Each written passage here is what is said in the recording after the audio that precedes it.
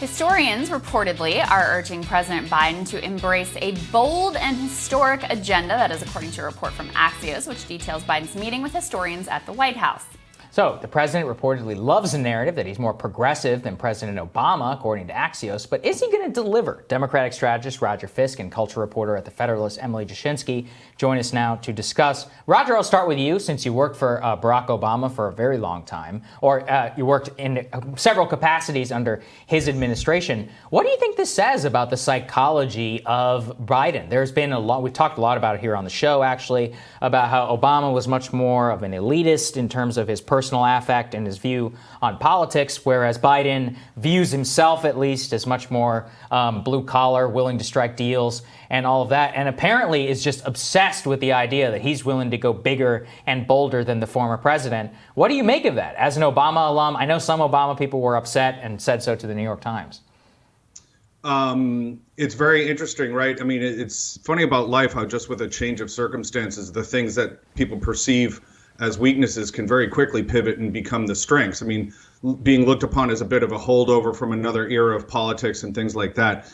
There's nothing more valuable than experience and lessons learned, right? So I don't think it's necessarily looking at the Obama administration as some kind of reflective surface that he needs to define himself in contrast to, but more taking lessons from that experience. And we can go all the way back to President Reagan and the tax cuts, Bush Sr. and the Americans with Disability Act, Clinton and the deficit reduction steps, all of those things that define those presidencies, at least legislatively and domestically, happened in the first 2 years. And I know we've touched on this once before, but I think the Biden folks look at that trend and then look at January 6th, which is the fact that part of the opposition is almost untethered from any allegiance to democracy itself.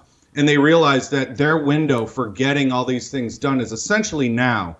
And I know this could get into a filibuster conversation and any number of other things, but I think the Biden folks are acutely aware of the fact that their window is basically this year. You get into next year and then you have the midterms, and then that starts to make, some of the moderate Democrats from swing districts need to create some space and et cetera. So basically whatever they're going to get done to define the first Biden administration has to happen in the next 6 or 7 months. And I think that awareness is driving the ambitions that we see playing out.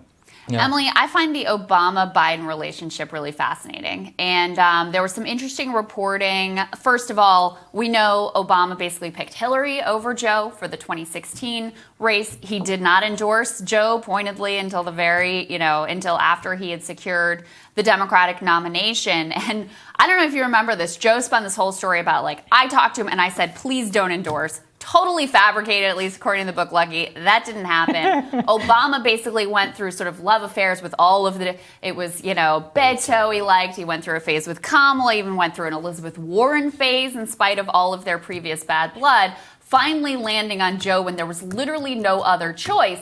And also another nugget from that book, Lucky, didn't call him for days after the presidential election. It was Tuesday, obviously, it was the election. Didn't call him till Saturday. So I had long thought that this relationship would drive a lot of the psychology of Joe wanting to outdo Obama and get exactly these kinds of accolades that he's reportedly getting. I worried that it would push him in the direction of I'm going to be more bipartisan. I'm going to get the bipartisan deals. I'm going to be the one to get the Republicans at the table. Instead, it seems to be manifesting in terms of I'm going to do more. I'm going to be more transformative. I'm going to be more progressive. I'm going to be bolder. I'm going to leave more of a historical record from my presidency. It's a pretty fascinating dynamic. It's really fascinating. And, some of this report from Axios showed that there was a lot of conversation, clearly, about Franklin Delano Roosevelt. And there does seem to be that appetite among the Biden White House, and particularly Biden himself, and thinking that it might be driven by this weird competitive edge he has going with Obama. Because on the surface, remember that performative, childish friendship bracelet. Yes. BFF bracelet. God. Never forget. It was so cringy. Yeah. But like, so I think there's something going on there, but it is interesting because I would have expected it to go in the opposite direction, exactly as you said, because I think some of the divide, it's like generational. It's like Biden saw this like young whippersnapper coming in and getting all of these accolades, and being, hailed as a progressive champion. But progressivism used to mean something very different. When Biden was coming up, Hillary Clinton, I remember, was a big deal when she called herself progressive in '08. But what she meant is that she stood with labor, right? And it just meant something totally different. And so to think that some of that is driving this tension, I think that's an accurate read of the situation.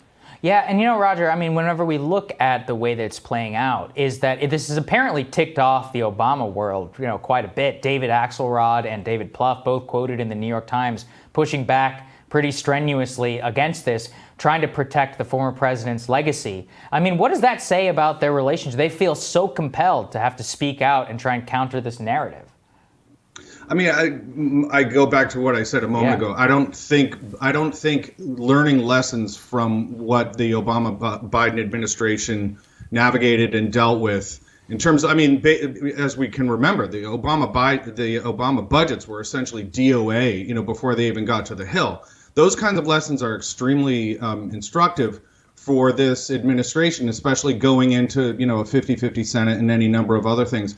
And I have a little bit of a view on these kind of things. I just don't see either organizational or personal animosity or anything like that. Of course, there's going to be a little bit of a competitive thing. I think when you get into the world of the formers, that every current president is looking at the formers as some kind of yardstick and some kind of context within which they're going to be judged, and then also trying to take lessons from their experience. But, Axelrod is a commentator now, so the fact that he commentates on something like this is not a huge surprise.